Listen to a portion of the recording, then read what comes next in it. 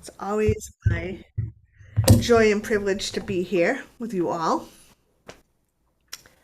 So, this Sunday concludes a month long celebration of what has become known as Pride.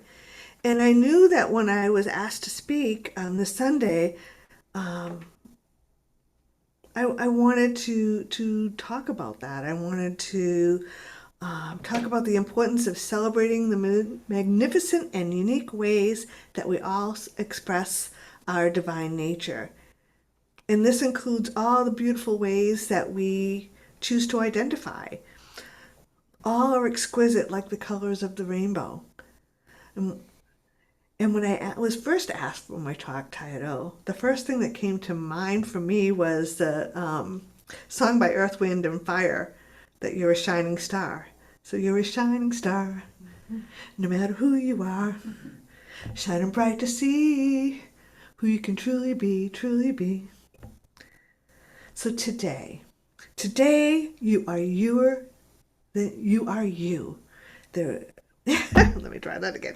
Today you are you. That is truer than true. There is no one alive who is more youer than you. And that's from Dr. Seuss. We talk about oneness and unity as consciousness, and it's that cosmic soup that by its own nature is inclusive. Oneness does not mean sameness. And although our uniqueness is included in the oneness, I, for one, am grateful that we don't all look alike, we don't all speak the same, we don't all believe the same, and we don't necessarily all identify as the same. So today I want to give you a brief overview of the history of Pride, why I think celebrating it is important, and how do we move beyond the celebration that happens every June to a daily practice of inclusion that includes us and others having the freedom to be. The freedom to be.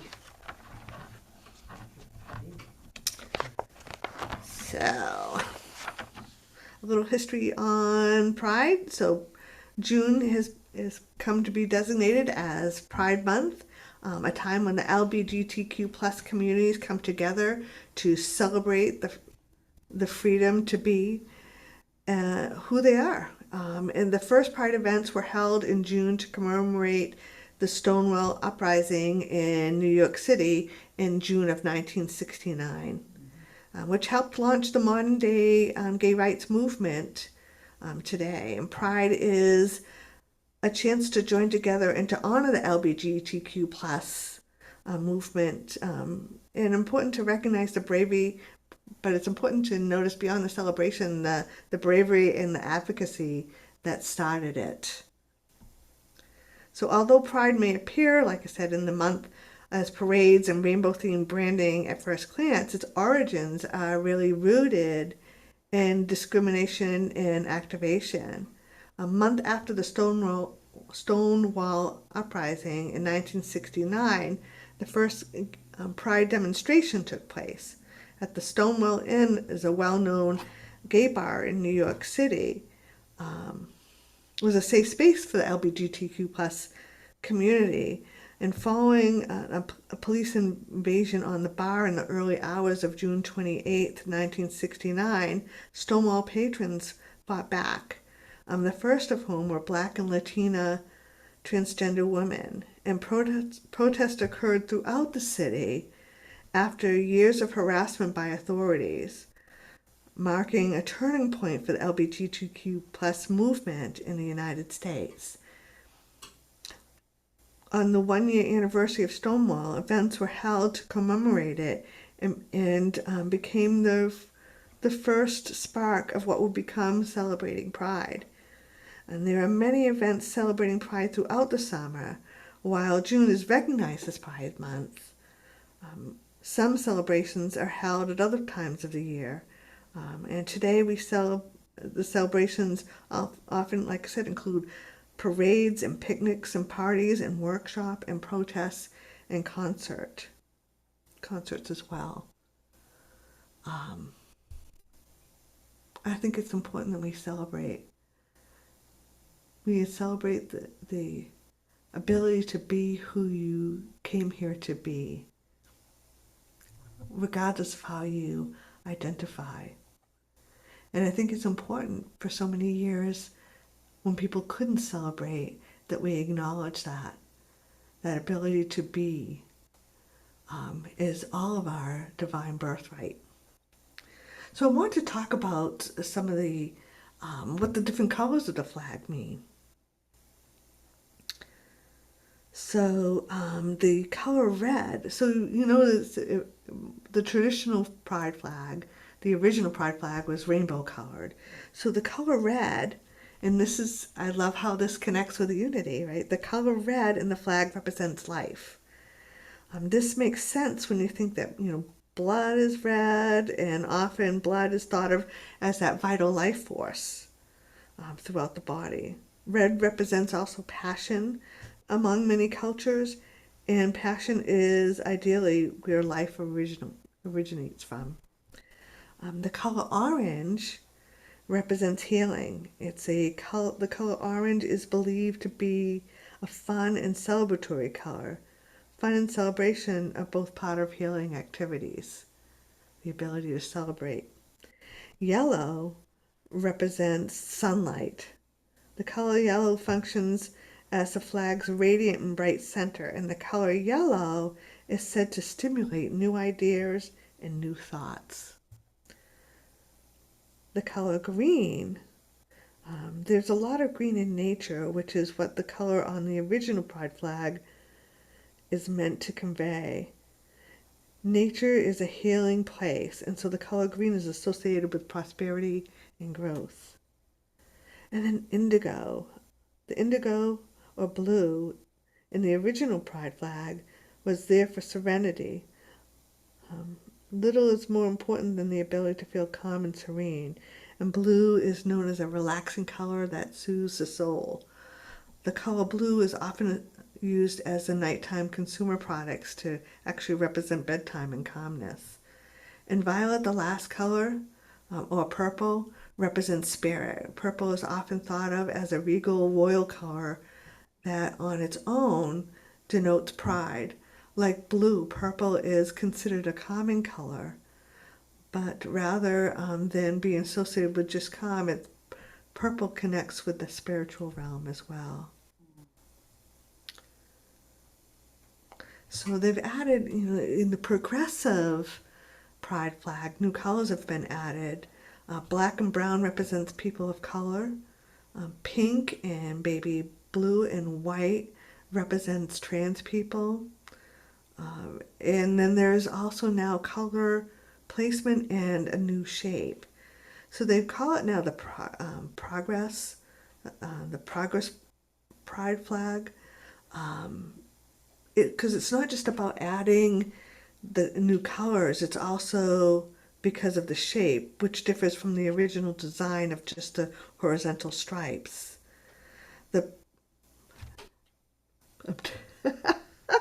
I'm a little tongue-tied with the progressive pride flag shows white, pink, baby blue, black and brown stripes in a triangle shape with the old Six Flag rainbow stacked next to them. And this was done intentionally to convey the separation in meaning and to shift focus on focus to now important issues represented to the left are. The placement of the new colors in an arrow shape is meant to convey the progress is still needed. This arrow design is meant to highlight that.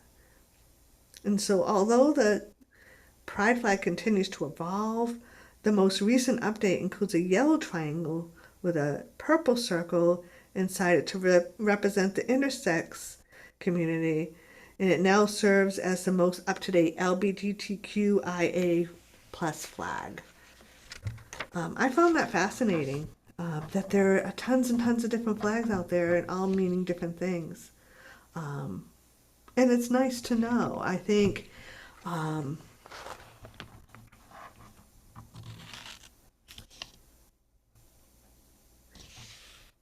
I think the more we educate ourselves and the more we know, the more we can be an ally. And that's what I wanted to talk about. So I really feel like it's in our best interest to create a world where everyone has the safety and the freedom to be their highest self, that we all benefit when people are able to be comfortable with who they are and to shine their light.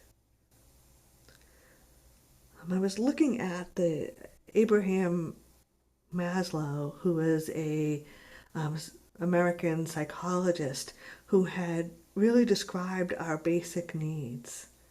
You know, the bottom, of course, is our physical needs, our need for safety and security, a need for loving and belonging, self-esteem, and self-actualization, to really show up as the highest version of the Christ that we can be. And for so many years, you know, people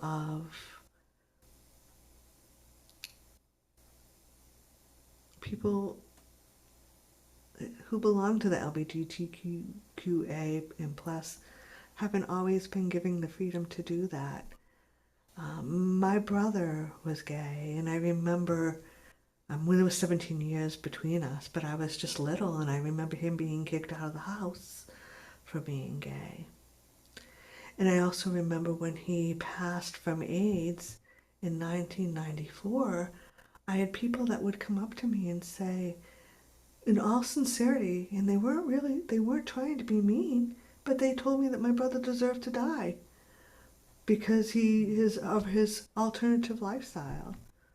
And we went through, when my brother passed, people tried to discredit his will by saying that he lived an alternative lifestyle. And so that they shouldn't go by what his desires and his will were. And we spent 7 years of fighting that. So, and that's, in the last 30 years. So it's really important for us to allow people to be who they are and be able to have the freedom to be able to express that.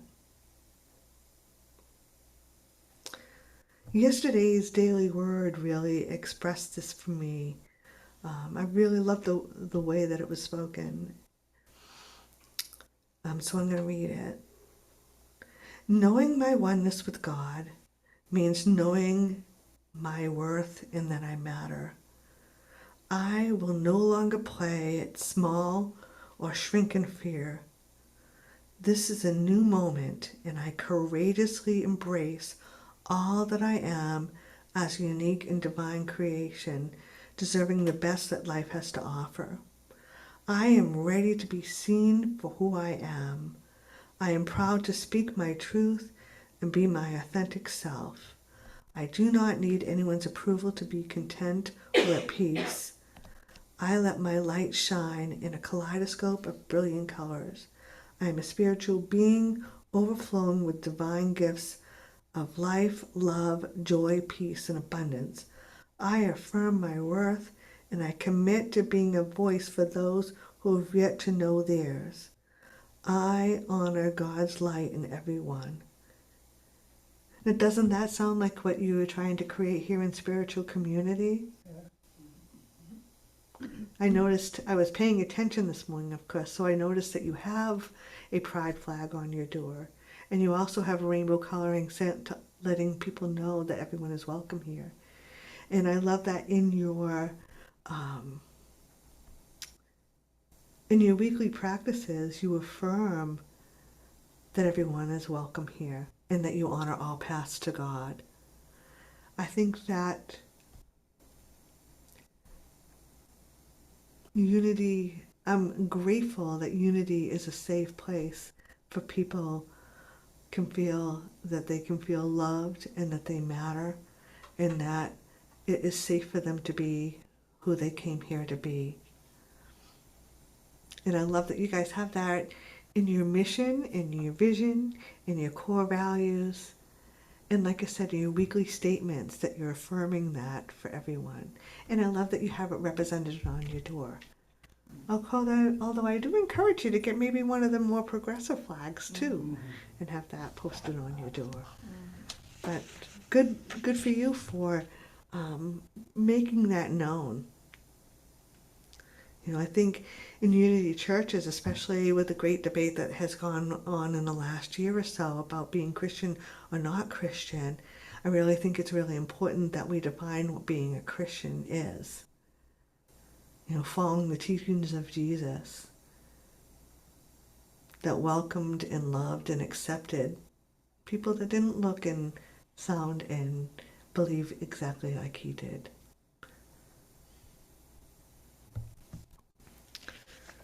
So how do we do that? I think the first thing is we educate ourselves. I've learned a lot just learning about what the different colors and everything represent and the different circles and configurations. I've noticed on my ride in from work, I've seen different flags, and now I have an idea of what they mean. So I think it's about educating ourselves. I think especially for, I identify as a white heterosexual female. I think, and I've enjoyed privilege. And I think it's really important for those of us that have not been marginalized to really educate ourselves so that we can truly be an active advocate and ally. Because we don't know what another person has experienced. So we can create a space for them to be able to talk about it, and we can educate ourselves, and we can learn more. I'm one of the things I'm proud that Unity does as a movement is that all your credentialed leaders, your LUTs, your ministers have to go yearly for diversity and ethics training. And that's because there's so much to know, so much to learn and to grow from. And I'm glad that we're in a space that we know that, and so we're always putting that in the forefront. Myrtle Fillmore healed herself by releasing all the inherited and race-conscious beliefs about illness that she held in her body. So many of us grew up believing that we were broken and unworthy, and not believing, and believing that who we were wasn't good enough or acceptable. And we, hid what we thought or what we were being told was an imperfection from the world. And yet that is part of who, we are whole and perfect just as we are, regardless of how we identify or appear. That we are whole and perfect. And we want to create an environment that everyone knows that. And we can't always assume that everyone does. Right? We can't always assume that everyone has had that. So we let people know that they are safe in our presence. Wear rainbow gear. I'm always amazed, especially when I've traveled to areas that aren't as open and as inclusive as Massachusetts. Every time I wear the shirt, somebody comes up and says thank you to me. Something as simple as wearing a t-shirt, affirming that, love wins. It's an easy thing to do. And yet it's also saying that I'm an ally, I care, and I accept you for who you are. Vote like those who have been marginalized matter. Even if it doesn't feel like it's something that affects you, if it affects anyone who's been marginalized in any way, what affects one of us affects all of us. Be willing to recognize your own biases towards yourself and others.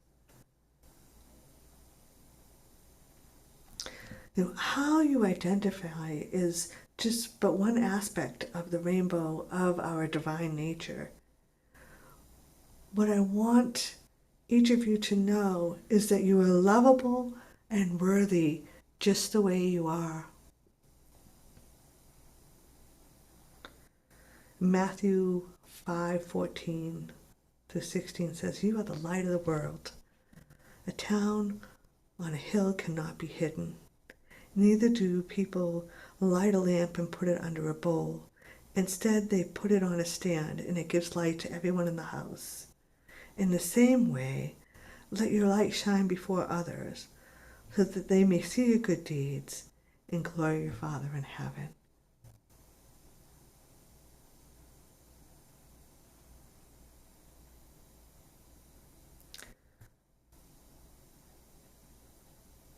So I'll conclude with, so if you find yourself in need, why don't you listen to these words of heed? Be a giant or a grain of sand, words of wisdom, yes I can. You're a shining star, no matter who you are, shining bright to see where you can truly be, truly be. So now we're going to take some time to go into the meditation.